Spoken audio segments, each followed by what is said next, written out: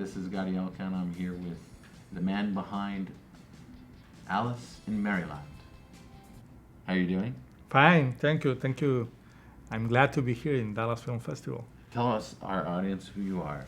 Well, my name is Jesus Magana. I'm the writer, director, producer, and I did and I edited too the film of Alice in MARIALAND, Alicia en el País de María, and it's my fourth feature film. Tell us a bit about this. This is a fun look at Alice in the land somewhere. It's interesting. Yes. Well, it's a love story. It's a triangle. It's a triangle of three characters with some problems, psychologist problems, the three. And there's three characters. One is Maria, it's like the girl who always is in troubles and in problems. Is an actress with very bad luck, but she works in like model, no? And the other character is Tonatiuh. He's a writer, not with many luck too. And the other character is Alicia. She's a nurse, and she's gonna have a problem. She has amnesia. No? And the story, we tell the story in three different times. No? It's the part of Tonatiuh and Maria is in the past. No? Other part of Tonatiuh and Alicia is in the present.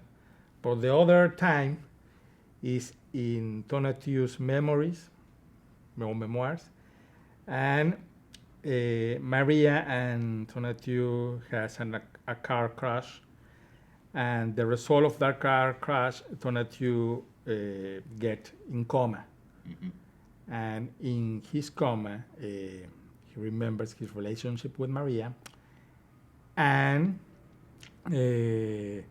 knows in one wake up, he knows his nurse, Alicia, and she integrates her in his dreams, and he made a switch.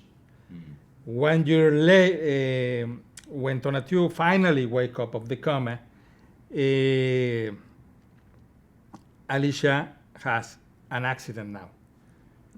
1 year later, both characters meet again, and he said, "Oh, I know this girl, but I don't know from where." And Alicia can't remember anything because now she has amnesia. And they start a very particular relationship, but the memories or the ghosts of Maria are gonna catch them again. And it's a story about love. It's a story about what happened when you want to open a door and you didn't close the door of the other room. And the motivation to do the film are personal. I don't know. It's a story about why we always are in love of the wrong girl, maybe. What happened to to everybody, and why we can see in front of us always the right girl. We never can see the right girl when it's in front of us, and we are always in love of the. I don't know if the wrong girl, but of the complicated girls. No, everybody says girls likes bad boys. No, I think guys like bad girls too. So it never meets up. Yes.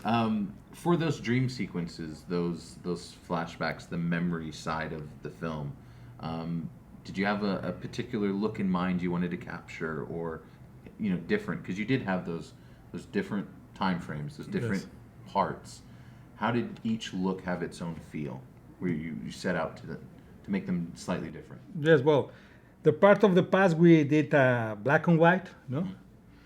But the treatment we try with the image is we try to put in the film like an old film aesthetic, no? And we base our work in the Nouvelle Vague films that I like a lot. And even in the looks of the girls, I give to my team the reference of Anna Karina, Una Femme is Una Femme, a Jean-Luc Godard film. And I did, this is the reference, let's work in this reference. Of course, this is not Paris, this is not a film who comes from the 60s, but what can we do with this reference with Barbara Mori, who is Maria, and Stephanie Sigman, who is Alicia. I like the result. We have like reference a lot of things of the novel back, and in the part of the dreams, who are in the memory of Tonatiuh, we work with a lot of digital effects. In fact, like 20, maybe 25 of the film, we did it in green screen. And we work with an excellent visual effects supervisor. His name is Charlie Turriaga. He's Mexican, but in fact he lives in LA. He works here in the United States, and he did this film because he liked it. And well, this is, I think it's a film about love, but with a lot of fantasy. At the end, it's an author film because we have like 120 visual effects, but it's not a very commercial film at the end, no? And I don't know. But you were efficient. Yes. You got things done. What filmmakers inspire you as a filmmaker? Who I mean, what style would you want to go to next? Do you want to keep doing these? I mean, mixing in elements of green screen. I mean, it's going to the next level.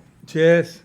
For me, it definitely is go to the level. For me, I never work so many sequences with the special effects.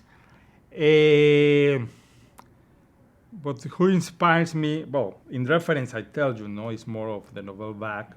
I love Jean-Luc Godard.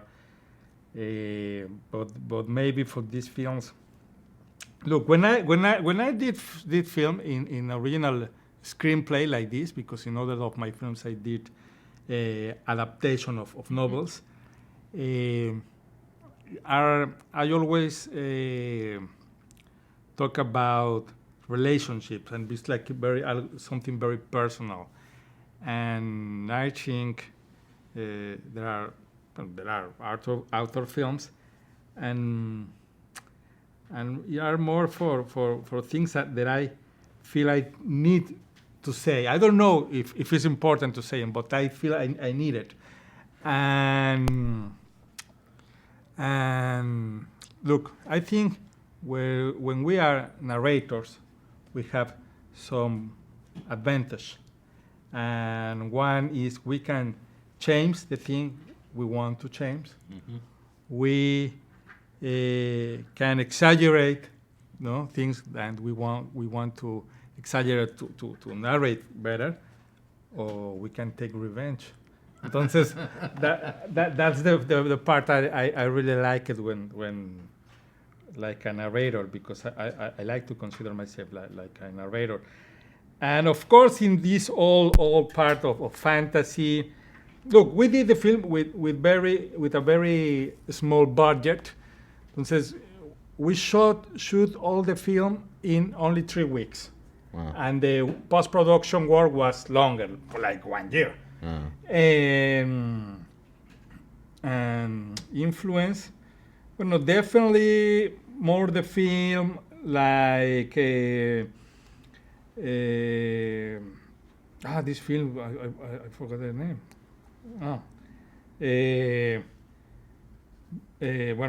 For example, I love Christopher Nolan work. Oh, yeah.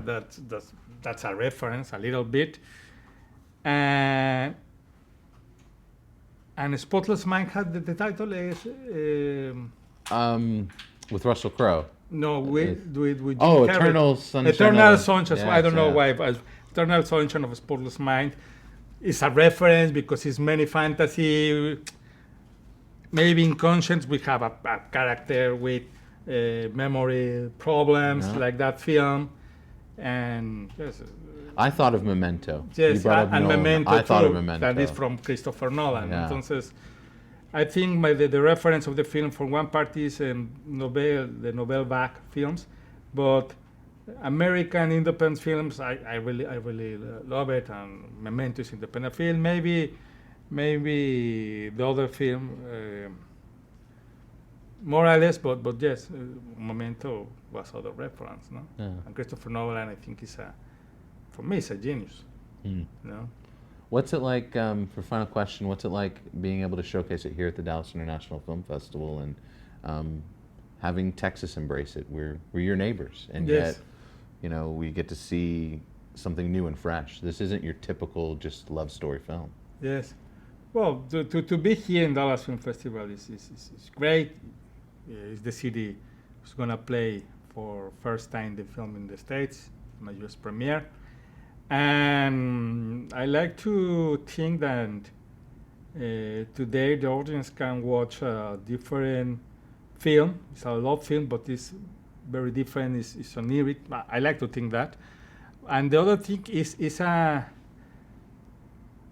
not the typical Mexican film. I mean, it's not about the problems in the border or a lot, or about drug traffic or the poverty, which is a lot in the country. It's a different film because Mexico can tell other stories. Those I like to think that about Alicia en el País de María, Alice in Marialand, and it's great to be here because it's always good to present our work. That's that's why we did films. Well, we appreciate you being here, and we're excited to have the film here. So thank you very much. No, thank you to you. Thank you. Thank you. Okay.